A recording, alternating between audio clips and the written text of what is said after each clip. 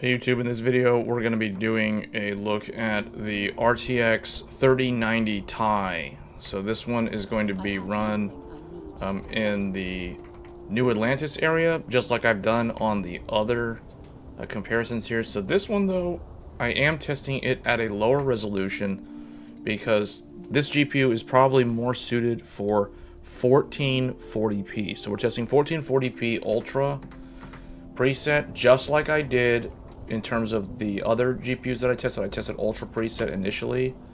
But because this GPU is not as new as, it's not current generation, it's last generation, I feel like 3090 Ti is relegated to 1440p at this point. So we can see here the frame rate is somewhere between 56 and 60. Let's see if I can get it to go beyond 60. Yeah, it can go above 60, but it's in this area, the game is very demanding in terms of the GPU and CPU, but it is very CPU heavy. So what I'll do is we'll just kind of make one more pass around here, I guess, just to kind of show how it performs. We can also try dropping the preset down to high and see what that looks like. So see how that improves it. So high preset at 1440p makes the 3090 Ti run a lot like a 4090 and a 7900 XTX at 4K resolution. So 4K preset Ultra, those GPUs, in order for the 3090 Ti to get similar FPS as those GPUs, it has to be playing at 1440p at a high preset instead of Ultra preset. If you crank it up to Ultra, let's go back to Ultra, it loses a lot of FPS. See, now it's just holding around 60. So you can play the game like this at 1440p Ultra, but in the city, see how it's dropping down? Let's get out of here. Let's go to Titan. I like to test Titan because this one, here, let's just go here real quick. Okay, now we've gone to the moon Titan around Saturn in the Sol system. And, ooh, it looks like there's some kind of ice storm happening. So this might impact the performance. But see, the thing is, everybody's saying how, oh, it's CPU heavy. Well, see, the thing is, even when you're not inside the city, the game is very GPU heavy when you're not in the city. And even here, where you're on Titan, a moon, an ice moon, with not a lot of NPCs in the area, you would think that it should be GPU bound, but in reality, it's still very heavily just a really hard game to run overall. So if we go, let's drop this down to high, 1440p high preset, and see, it really only goes above 60 now. Even in an area where the GPU should be the bottleneck, because notice now the Ryzen 9 7950X3D is only using like 18 to 20%, whereas in New Atlantis it uses more like 30 something percent, or 25 to 35%. So here it seems more like it's GPU. But one thing to note is the 3090 Ti, I'll see it go to 97%, 98%, 99%. So it is getting high 3D utilization, but I would kind of expect it to be more around 99% all the time.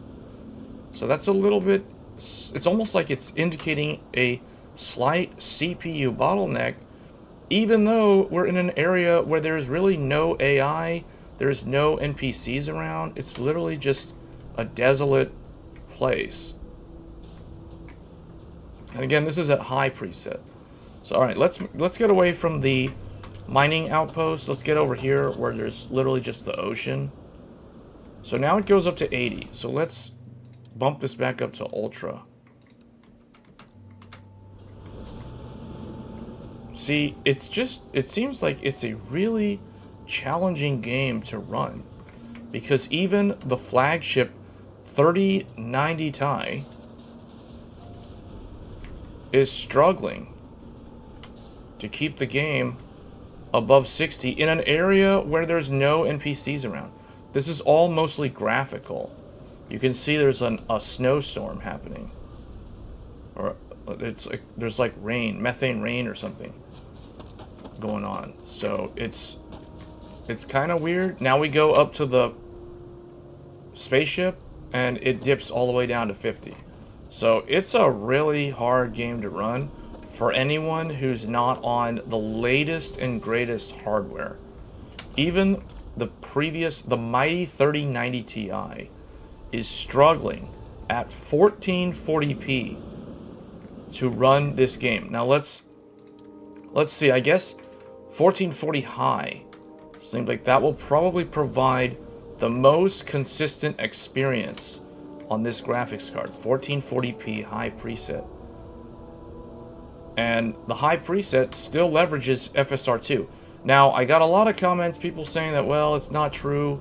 When I did the test on the XTX and the 4090, people are saying that it's not true 4K. Well, the thing is, the reality is Bethesda designed this game by design to leverage FSR technology. That is the reason why FSR is built into the preset. Now, you can turn it off, but it's just going to make the game even harder to run. And from the visual comparison of FSR2 in a still frame versus native resolution or no dynamic resolution scaling, you can barely tell the difference. It's just because the game is designed in such a way where this is just kind of how it looks. So it's a little unfortunate, it's a little bit underwhelming, but that is the state of PC gaming. And it's not like the consoles are able to do much better. They have to leverage FSR on an Xbox Series X so they can get a solid 30 frames per second.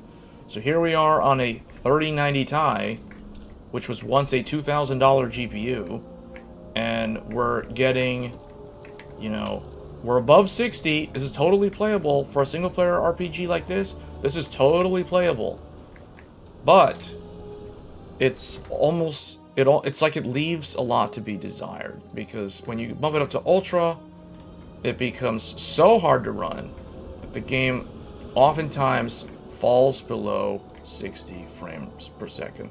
So I hope you guys found this video useful, and I will catch you guys in the next one. Thanks.